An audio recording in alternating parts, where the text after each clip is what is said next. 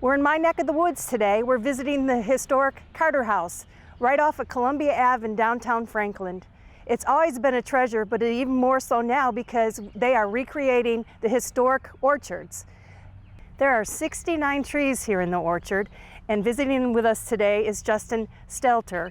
And Justin, tell me what hat you wear. My official title is I'm the Director of Gardens and Grounds for the Battle of Franklin Trust. Okay, and tell me about the tree behind me. So this is an interesting apple tree. What we know about this tree is the name is Kinnairds Choice. Mr. Kinnaird owned a farm on Carters Creek Pike, approximately 5 miles from this location. This tree was produced in the mid-1850s. Moscow Carter, when he's developing this orchard in the 1869, 1870 period, buys Kinnairds Choice apple trees and plants them in his orchard. In fact, it's the first row. And that's what you've recreated here as well? Yes, ma'am. Tell me about the selection of the trees.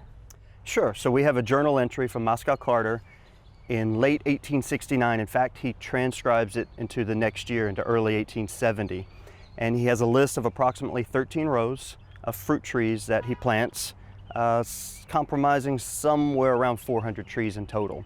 And so in recreating this orchard, we have put the trees in the same order that he notes in his diary. Tell me about the tree we're standing by now.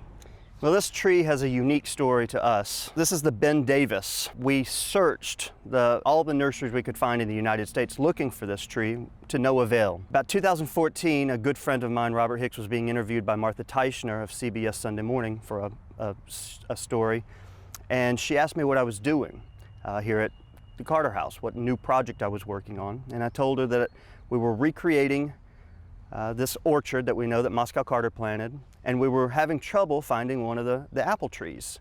And she said, well, email me the name of the apple tree and I'll find it for you. And I kind of found that to be a little far-fetched. Mm-hmm. Regardless, I sent her the name, and the name was Bradford's Best. Okay. That's what we were looking for.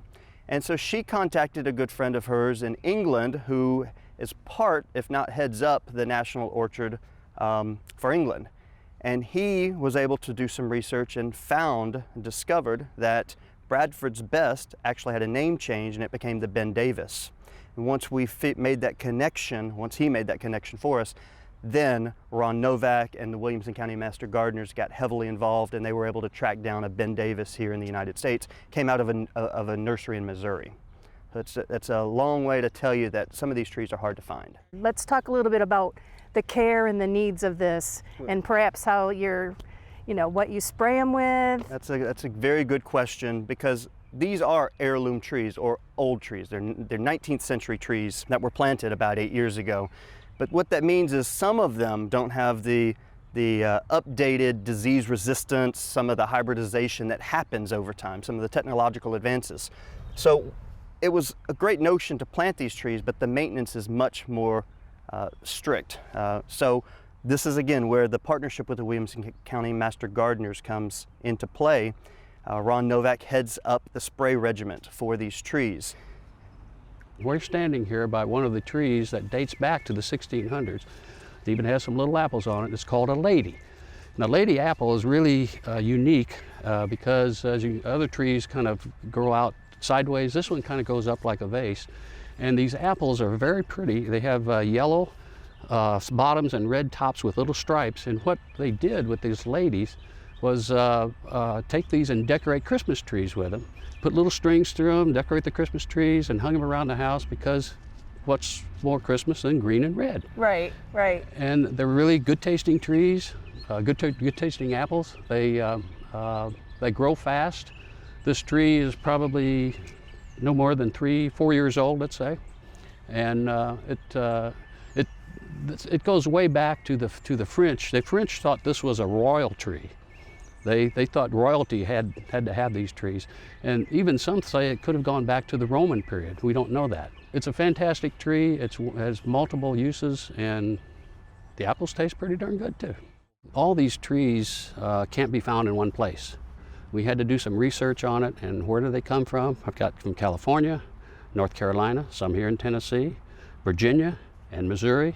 The tree we're standing in front of, I believe you had mentioned that our viewers could possibly find this one? Yeah, this is a wine sap, called Westfield wine sap, and this tree is, even though it dates back to 1804, this tree is the mother tree for a lot of other type wine saps. You can buy wine saps in some of the orchards that you have here, and it may not be the same exact tree that we have here, but it's going to be associated with that species of tree. And the wine sap is a very productive tree. It grows fast. You can see this tree is probably, it's about maybe 9 years old now.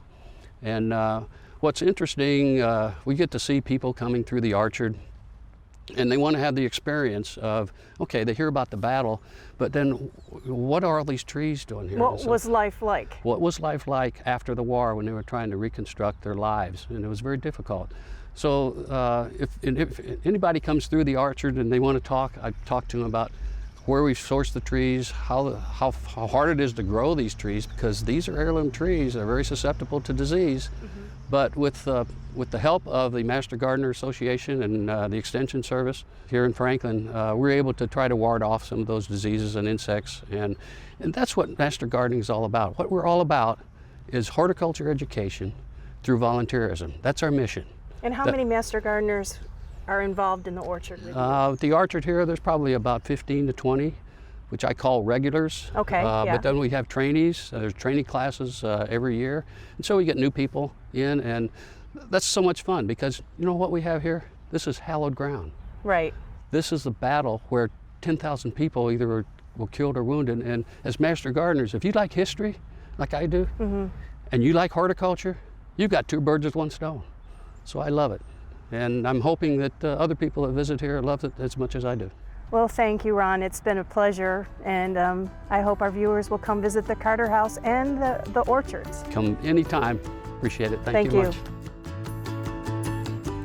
For inspiring garden tours, growing tips, and garden projects, visit our website at volunteergardener.org or on YouTube at the Volunteer Gardener channel, and like us on Facebook.